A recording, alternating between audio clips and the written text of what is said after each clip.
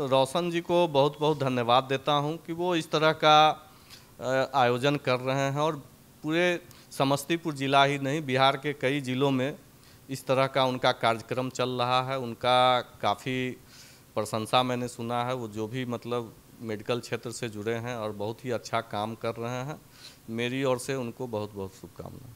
मेरे अंदर सिर्फ यही था कि एक सेटअप करना है यहाँ और एक क्वालिटी ऑफ ट्रेनिंग जो है यहाँ के लोगों को देना है, और जो बच्चे रांची बोकारो इधर उधर भटक रहे थे उनको एक यहाँ उचित प्लेटफॉर्म मिले और उनको रोज़गार के भी अवसर यहीं से प्रदान हो। जॉब के लिए भी उनको इधर उधर भटकने की ज़रूरत नहीं है। बट कुछ मलाल रहता है कि हम जो चाहते हैं छात्रों के साथ कॉम्बिनेशन करके बेहतर परफॉर्मेंस करने का, बहुत से अभी युवा जो हैं वो चाहते हैं कि आसानी से हमको डिग्री मिल जाए, सर्टिफिकेट ले लें, और कुछ लोग नौकरी के लिए जाते हैं, कुछ लोग नहीं जाते हैं, कुछ करने के बाद बीएड करते हैं, कुछ फिर बीए एमएससी करने लगते हैं।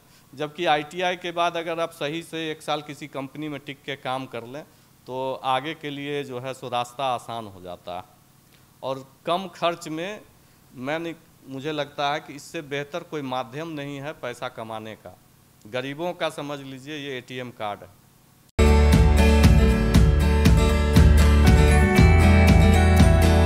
This video is sponsored by Khagendra Vaibhav hospital, जहां हो कान, नाक और गले का बेहतर इलाज, in association with doctor Roshan Kumar, ENT specialist.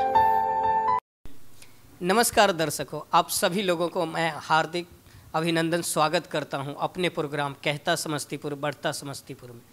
आज के जो हमारे गेस्ट हैं अमित अभिषेक जी, इन्होंने जो दलसिंह सराय के लिए जो योगदान दिया, जो कार्य किए हैं, बहुत ही सराहनीय कार्य हैं। ये इनके मुखातिर से खुद ही आपको पता चल जाएगा। तो मैं आशा करता हूं कि आप लोग ऐसे ही हमारे प्रोग्राम को अपना प्यार बनाए रखें, और मैं आपका ज़्यादा वक्त न लेते हुए अपने प्रोग्राम का शुरुआत करता हूं। तो आज के जो गेस्ट हैं अमित अभिषेक सर, बहुत बहुत स्वागत है आपको हमारे प्रोग्राम में। धन्यवाद रजक जी, केबी टीवी का इंटरव्यू लेने के लिए जो आप आए हैं उसके लिए मैं आपको धन्यवाद देता हूं। अब मेरा नाम अमित अभिषेक हुआ। मेरे पिताजी स्वर्गीय अजय कुमार महतो जी एक समाजसेवी थे और कंस्ट्रक्शन व्यवसाय से जुड़े हुए थे। हमारे दादाजी स्वर्गीय राम पदारथ महतो जी रिटायर्ड प्रिंसिपल थे और बिहार सरकार में कैबिनेट मंत्री भी रहे हैं, और शिक्षा के क्षेत्र में आरबी कॉलेज की स्थापना हो उनमें भी उनका अहम योगदान रहा है। कि इच्छा थी कि शिक्षा जगत में कुछ करूं, तो उसके लिए आईटीआई कॉलेज की स्थापना की। यहाँ के हजारों युवाओं को इस कॉलेज से रोजगार के अवसर प्रदान किए। पिताजी कंस्ट्रक्शन व्यवसाय से जुड़े थे, तो उनकी भी इच्छा थी कंस्ट्रक्शन का व्यवसाय को आगे बढ़ाऊं। तो स्वैंकी इंफ्रास्टेट एनर्जी प्राइवेट लिमिटेड के नाम से कंस्ट्रक्शन कंपनी भी हमारी चलती है, जो बिहार और अन्य राज्यों में भी काम करती है। बहुत ही धन्यवाद अभिषेक भैया।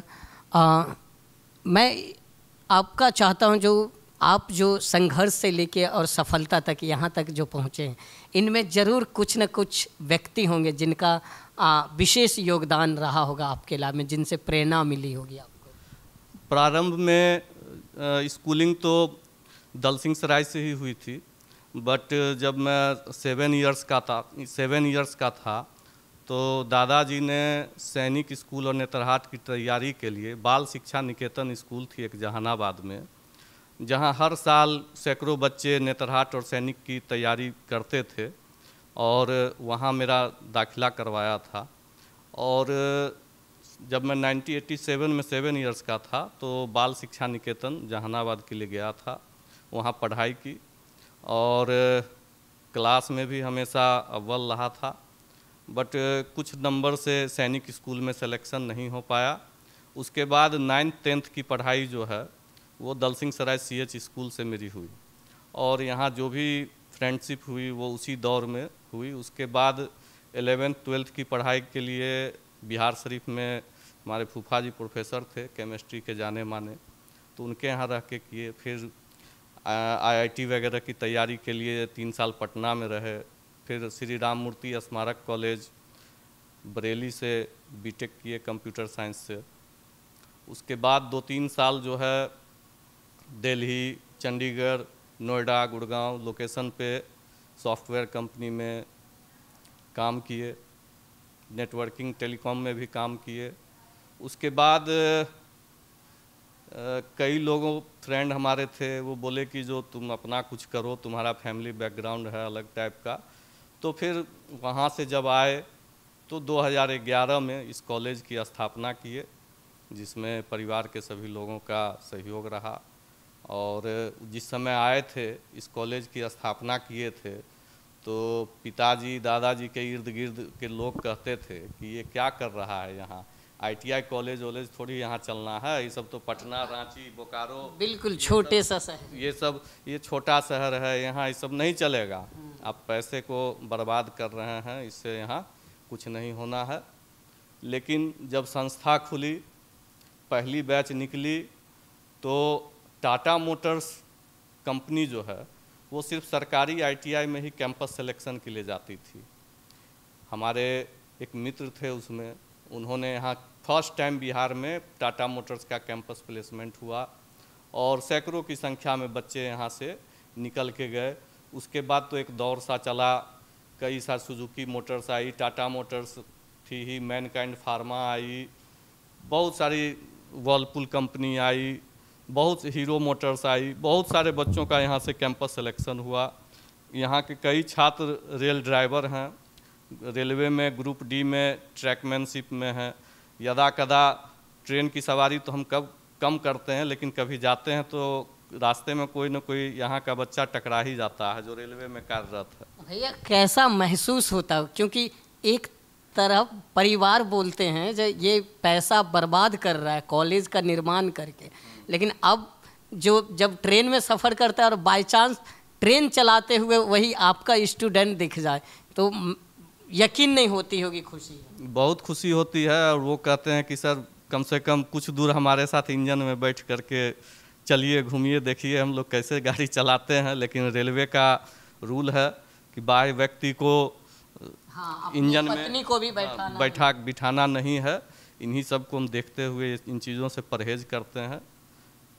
आज के दौर में जैसे आपने बताया बहुत सारे बच्चे रेलवे में हैं और टाटा में काम करते होंगे, अदर पोस्ट पे हैं, तो वो बच्चे जब यहाँ से जुड़ के जाते हैं तो उनके परिवार का कैसा स्वभाव होता है? बहुत अच्छा रिस्पांस रहता है। कुछ गार्जियन तो आए थे मिलने, बता रहे थे कि बेटा को आपने इसी जगह भेज दिया, इतना बढ़िया खाना देता है वहाँ कि घर पर जब आता है तो इतना फरमाइश करता है, उसका फरमाइश पूरा नहीं होता है तो हम लोग पे वो बिगड़ा रहता है, जो खाना भी ढंग से आप लोग नहीं देते हैं, तो वहाँ ये मिलता है वो मिलता है, इस तरह की बातें गार्जियन बता रहे थे। अभिषेक भैया, दलसिंह सराय में इकलौता ऐसा कॉलेज इतना छोटी सी शहर में, तो आप मतलब जब स्टार्ट कर रहे थे तो आप सब तो मना कर रहे थे जो नहीं करना है बर्बाद होगा, लेकिन आपके अंदर क्या चल रही थी जब शुरुआत कर रहे थे कॉलेज का? नहीं, मेरे अंदर सिर्फ यही था कि एक सेटअप करना है यहाँ और एक क्वालिटी ऑफ ट्रेनिंग जो है यहाँ के लोगों को देना है, और जो बच्चे रांची बोकारो इधर उधर भटक रहे थे उनको एक यहाँ उचित प्लेटफॉर्म मिले और उनको रोज़गार के भी अवसर यहीं से प्रदान हो, जॉब के लिए भी उनको इधर उधर भटकने की ज़रूरत नहीं है। बट कुछ मलाल रहता है कि हम जो चाहते हैं छात्रों के साथ कॉम्बिनेशन करके बेहतर परफॉर्मेंस करने का, बहुत से अभी युवा जो हैं वो चाहते हैं कि आसानी से हमको डिग्री मिल जाए, सर्टिफिकेट ले लें, और कुछ लोग नौकरी के लिए जाते हैं, कुछ लोग नहीं जाते हैं, कुछ करने के बाद बीएड करते हैं, कुछ फिर बीए एमएससी करने लगते हैं। जबकि ITI के बाद अगर आप सही से 1 साल किसी कंपनी में टिक के काम कर लें तो आगे के लिए जो है सो रास्ता आसान हो जाता है, और कम खर्च में मुझे लगता है कि इससे बेहतर कोई माध्यम नहीं है पैसा कमाने का। गरीबों का समझ लीजिए ये ATM कार्ड है, इतना कम फी किसी भी वोकेशनल कोर्स टेक्निकल कोर्स का नहीं है जितना कि ITI का है, और कम खर्च में लोग करके अच्छा रोजगार प्राप्त कर लेते हैं। अभिषेक भैया, मैं युवाओं की बात करें तो अभी बहुत ही बेरोजगारी चल रही है हमारे देश में, लेकिन शिक्षा को लेके आज भी युवा, जैसे मैं कोटा की बात करूं, स्टूडेंट हमारे, वहाँ के टीचर हमारे, फैसिलिटी सब हमारे, लेकिन उसके बावजूद भी लोग अपने पास का कॉलेज छोड़ के दिल्ली, बम्बई, कोटा, पुणे में जाके शिक्षा ग्रहण करते हैं। इस पर आपका व्यक्तिगत विचार क्या है? नहीं, विचार तो कुछ नहीं है, बस ये कहना है कि दूर का ढोल सबको सुहावन लगता है ना। और कोटा ये सब जगह का जो कोचिंग एजेंसी है, उन्होंने अपने आप को इस तरह से मार्केटिंग कर रखा है कि लोगों के दिमाग में ये माइंडसेट बैठ गया है कि मेरा बच्चा कोटा नहीं जाएगा तो वो डॉक्टर नहीं बनेगा, वो इंजीनियर नहीं बनेगा, जबकि टैलेंट स्टूडेंट में होती है। और कोई भी ऑर्गेनाइजेशन उसको डिसिप्लिन देता है और एक इन्वायरमेंट देता है। अगर बच्चे में टैलेंट है, उसको डिसिप्लिन के साथ पढ़ाई करे, सही इन्वायरमेंट मिले, तो वो पटना में भी, समस्तीपुर में भी, दलसिंह सराय में भी रह करके पढ़ाई करके क्वालिफाई कर सकता है। और बच्चे का में टैलेंट नहीं है, पढ़ने की इच्छा शक्ति नहीं है, तो कोटा क्या कहीं लंदन भी चला जाएगा तो कभी डॉक्टर नहीं बन सकता। भैया, एक युवाओं से जुड़ी हुई सवाल है जो आज के समय में बहुत सारी जो सरकारीकरण था वो निजीकरण की ओर बढ़ रही है, तो इस पर आपका क्या विचार है, और जो बेरोजगारी का एक बहुत बड़ा कारण बन सकता है आने वाले समय? देखिए, सरकारीकरण का जो निजीकरण हो रहा उसके दो पहलू हैं। कई सारे गवर्नमेंट ऑर्गेनाइजेशन अच्छा काम कर रही है, जैसे इंडियन ऑयल कॉरपोरेशन हो गया, एनटीपीसी हो गया, एनएचपीसी हो गया। कुछ ऑर्गेनाइजेशन ने सरकार को मजबूर किया कि इनका निजीकरण हो। जैसे भारत संचार निगम लिमिटेड की बात करते हैं, जिस समय उनके पास इंफ्रास्ट्रक्चर था, उस समय इंडिया में न 3G था, 2G था, कुछ भी न लैंडलाइन फ़ोन था, लेकिन उन लोगों का जो सर्विस सेक्टर का जो काम करने का रवैया था वो बिल्कुल ही अच्छा नहीं था, जिसके वजह से प्राइवेट कंपनी धीरे धीरे आगे बढ़ती चली गई और BSNL के लोग ही BSNL को ख़त्म कर दिए। तो मेरा ये मानना है कि सर्विस सेक्टर से जुड़ी हुई जो भी चीज़ें हैं उनका निजीकरण होना चाहिए, और रेवेन्यू से जनरेटेड जो भी चीज़ हैं उनको भी गवर्नमेंट को देखना चाहिए कि किस तरह के लोगों को हमने उसमें बिठा रखा है, कैसे वो काम कर रहे हैं, उनकी फंक्शनैलिटी क्या है। ऐसा तो नहीं है कि वो गवर्नमेंट के ऑर्गेनाइजेशन में बैठ करके वो निजी लाभ के लिए काम कर रहे हैं। तो बहुत सारी चीज़ें हैं, निजीकरण और सरकारीकरण का, दोनों का अपने अपने अलग फ़ायदे हैं। और गवर्नमेंट अब ये देख रही है कि भाई सरकारीकरण में हम स्टाफ नियुक्त करते हैं तो उनको वेतन, पेंशन, हर चीज़ हमको देना पड़ेगा। प्राइवेट सेक्टर में है प्रोविडेंट फंड, ESI ये सब कटा और रिटायर किए, अपना जो है आप लीजिए और जाइए। और वंशावली भी नहीं चलती है प्राइवेट सेक्टर में, निजीकरण में नहीं चलेगी।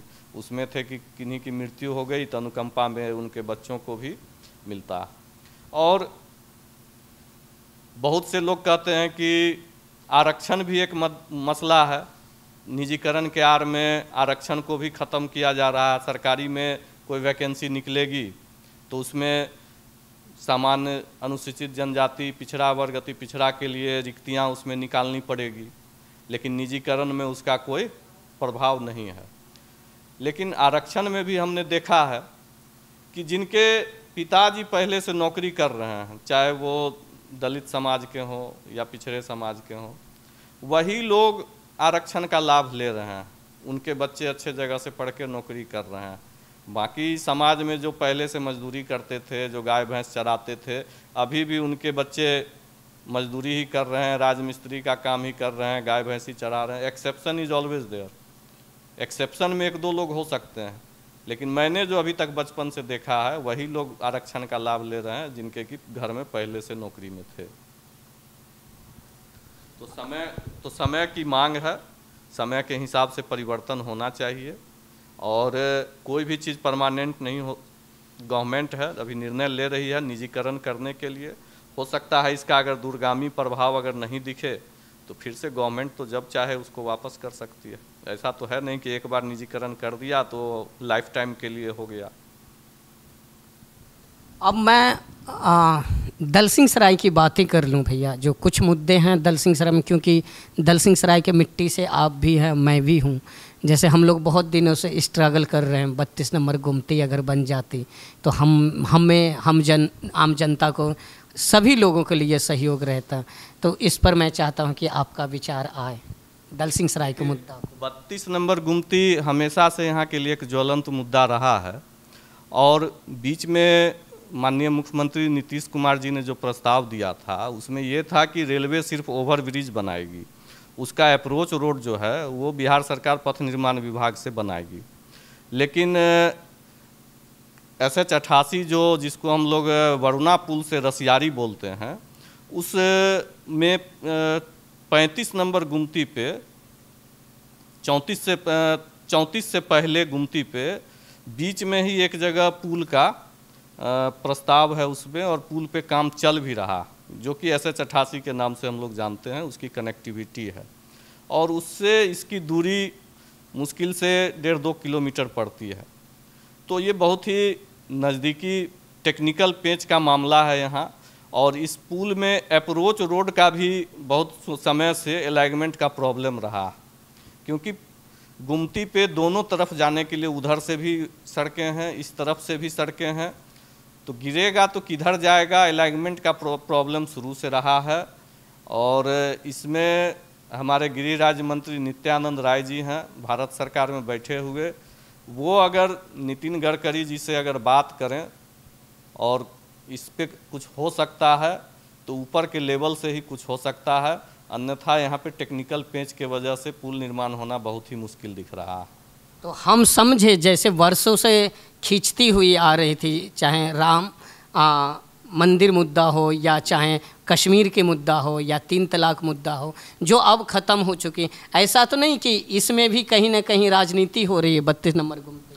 नहीं, देखिए, विकास के काम में कोई राजनीति नहीं होती है, और पक्ष के हों विपक्ष के हों, सभी लोग जाम में फंसते हैं, सभी के कार्यकर्ता जाम में फंसते हैं। तो इसमें राजनीति की कोई बात नहीं है, इसमें तो सभी लोग का सहयोग चाहिए, और शीर्ष पद पे जो बैठे हुए लोग हैं उनका प्रयास चाहिए, वो किस हद तक करते हैं। और जो टेक्निकल पेंच फंसा हुआ है, उस टेक्निकल पेंच को अगर सॉल्व करवा देते हैं तो मुझे नहीं लगता है कि निर्माण में कोई प्रॉब्लम होगी, और भारत सरकार के पास पैसे की कोई कमी नहीं है। एक बार टेक्निकल पेंच का मसला सुलझ जाएगा तो निर्माण कार्य के लिए पैसे की भी कोई कमी नहीं रहेगी सरकार में। हाँ भैया, एक सवाल और, जो हायर एजुकेशन, जैसे आपका कॉलेज है, लड़के आते ही हैं, लेकिन कहीं ना कहीं आज भी समाज में ऐसी धारणाएं बनी हुई है, ये तो बेटी है दूसरे के घर जाएगी, तो हायर एजुकेशन में उनको रोका जाता है। तो उन माँ बाप को आप क्या संदेश देंगे जो अपनी बेटियां को सोचते हैं जो 12th हो गया अब शादी करा दो, अपना घर देखिए? देखिए, समय पे सब कुछ बदलाव होता। जब हम छोटे थे तो उस समय बाल विवाह होता था, करीब आज से 20 साल 25 हाँ 25 साल पहले। लेकिन अब धीरे धीरे हम देख रहे हैं कि वो रेशियो बढ़ के अब इंटर तक आ गया है ना, अब फिर धीरे धीरे बढ़ के वो ग्रेजुएशन तक जा रहा। तो लड़कियों में लड़कों के अपेक्षा हम देख रहे हैं पढ़ने लिखने के प्रति रुझान ज़्यादा है, और वो लोग मेहनत कर भी रही हैं, और सरकार के तरफ से भी कई सारे योजना चलाई जा रही है जिसमें कि लड़कियों को प्रोत्साहित किया जा रहा है। स्कूल में साइकिल योजना हो, पोशाक योजना हो, प्रथम आने पे छात्रवृत्ति हो, और छात्रवृत्ति की राशि भी समय समय पे आप देख ही रहे हैं कि मिलता है। पहले तो ये सब कुछ था नहीं सिस्टम। किसी को अपने बेटा को इंजीनियरिंग पढ़ाना हो, मेडिकल पढ़ाना हो तो अपना पॉकेट से पैसा लगा के या ज़मीन बेच करके पढ़ाता था। लेकिन आज तो बैंक भी लोन, एजुकेशन लोन दे रही है। मुख्यमंत्री जी के भी तरफ से स्टूडेंट क्रेडिट कार्ड योजना चल रहा है हायर एजुकेशन के लिए, जिसमें कि गारंटर बिहार सरकार रहती है। तो इस तरह से कई सारी योजना सरकार की भी चल रही है प्रोत्साहित करने के लिए। और बहुत कम घर जिसमें गार्जियन ही खुद पढ़े लिखे नहीं हैं, वहाँ इस तरह की बात उठ के सामने आती है कि भाई जबरन शादी करा दिया या इस तरह का बात है। तो ऐसे केसेस बहुत मिनिमम 5 से 10% अब रह गए हैं। धन्यवाद अभिषेक भैया, बातचीत करके बहुत अच्छा लगा। और मैं चाहता हूं जो दलसिंह सराय के हमने शिक्षा की बातें की, यहाँ मैं चाहता हूँ कि थोड़ा सा स्वास्थ्य व्यवस्था को लेके बात हो जाए। हमारा इकलौता अस्पताल है अनुमंडलीय अस्पताल, जो सरकारी हॉस्पिटल है, और बहुत सारे लोग उससे जुड़े हुए हैं। क्योंकि जब हम लोग छोटे थे तो उस समय 1-2 डॉक्टर यहाँ रहते थे और कई सारे विभाग भी यहाँ नहीं थे। और अभी तो हम जाते हैं तो साफ सफाई पर्याप्त रहती है। जो मरीज भर्ती रहते हैं उनको अस्पताल प्रबंधन के द्वारा भोजन भी दिया जाता है। कुत्ते वगैरह काटते हैं या सांप वगैरह काटता है तो उसके लिए जो वैक्सीन होती है या स्नेक बाइट्स वगैरह होते हैं वो सब में भी उपलब्ध रहते हैं। लेकिन हमारी जनसंख्या भी बहुत ज़्यादा है तो यदा कदा दवाई वगैरह जो है वो तकनीकी पेच की वजह से कम हो जाती है, लेकिन फिर उपलब्ध हो जाती है। ये सतत प्रक्रिया है जो चलती रहती है। पहले इतने मरीज भी अनुमंडल अस्पताल में नहीं आते थे, आप भी खुद यहाँ के हैं, लेकिन अभी जाइए तो मेला जैसा लगा रहता है अनुमंडल अस्पताल में, क्योंकि इलाज भी होता है और दवा भी मिलती है। एक्सरे जांच की भी यहाँ व्यवस्था है, ब्लड जांच की भी व्यवस्था है। हाँ, ये आप ज़रूर कह सकते हैं कि जो पढ़े लिखे हैं, अच्छे परिवार के लोग हैं, वो अनुमंडलीय अस्पताल में जाना नहीं चाहते हैं। लेकिन जब अभी कोरोना वैक्सीन लग रहा था तो अच्छे अच्छे परिवार के लोगों को हमने देखा कि अनुमंडल अस्पताल जा कर के वैक्सीन ले रहे थे लाइन में लग करके। अगर बद से बदतर रहती तो बिल्कुल नहीं जाते। दूसरी चीज़ कि माननीय मुख्यमंत्री जी के द्वारा हर अनुमंडल में ANM कॉलेज की स्थापना की गई। अपने दलसिंह सराय में भी ANM कॉलेज की स्थापना हुई अनुमंडल अस्पताल परिसर में। कई सारे नर्स जो हैं सो वहाँ सेवा देते दिख जाती हैं। तो धीरे धीरे डेवलपमेंट हो रहा है बिहार में। कई सारे ज़िले हैं, कई सारे अनुमंडल हैं, तो ऊपर के लोग जो हैं सो हर जगह को देखते हैं और यहाँ जो लोग बैठे हैं उनकी तो जवाबदेही बनती ही है। हर पार्टी के सामाजिक कार्यकर्ता की भी जवाबदेही बनती है कि अस्पताल में क्या चल रहा है, क्या क्या सुविधा सरकार के तरफ से आ रही है, लोगों को वो मिल रहा है कि नहीं मिल रहा है। इसकी प्रॉपर मॉनिटरिंग होनी चाहिए। और कोई पदाधिकारी अगर गड़बड़ करता है तो ऊपर के लेवल पे उनकी शिकायत भी होनी चाहिए, ताकि मरीजों का सही रूप से इलाज हो सके और गरीबों के लिए जो सरकार की योजना चल रही है उसका लाभ मिल सके। सर, लास्ट सवाल, हमारे समस्तीपुर के युवाओं को आप क्या संदेश देना चाहेंगे? देखिए, समस्तीपुर ज़िला जो है वो काफ़ी ऊर्जावानों की धरती है और गुदरी के लाल कर्पूरी ठाकुर जी की धरती है और समाजवाद का सबसे बड़ा जगह समस्तीपुर है। पहले ये समस्तीपुर ज़िला जो है बिहार के सर्वोच्च शिखर पे बैठी हुई थी, बट राजनीतिक रूप से विगत 10-15 वर्षों से यहाँ के लोग जितनी ऊर्जा से काम कर रहे हैं उस हिसाब से उनको यहाँ फल नहीं मिल रहा। और युवाओं से मेरा ये निवेदन है, शिक्षा के क्षेत्र हो, राजनीति का क्षेत्र हो, खेल का क्षेत्र हो, हर चीज़ में उनको बढ़ चढ़ के हिस्सा लेना चाहिए और अपने ज़िला का नाम, समाज का नाम, अपने परिवार का नाम को आगे बढ़ाना चाहिए ताकि वो बिहार के सर्वोच्च शिखर पे दिखें। बहुत बहुत धन्यवाद। तो दर्शकों, ये थी हमारे अभिषेक सर की कहानी और इनकी जो सामाजिक सोच है, जो आज सभ्य नागरिक के रूप में हमारे समाज को एक सुचारू रूप से युवाओं को संदेश दिए। साथ साथ में हमने अपनी समस्तीपुर की बातें, दलसिंह सराय प्रखंड की बातें की। आशा करता हूं कि आपको हमारा ये प्रोग्राम अच्छा लगा होगा। इसी तरीके का प्रोग्राम को प्यार बनाए रखें। इसी तरीके का प्रोग्राम देखने के लिए आपको विजिट करना पड़ेगा हमारे Facebook page doctor Roshan Kumar. उस पेज को फॉलो करें, लाइक करें एंड शेयर करें। और हमारे यूट्यूब चैनल है स्टार्स ऑफ बिहार, उसे भी सब्सक्राइब करें। बहुत बहुत धन्यवाद।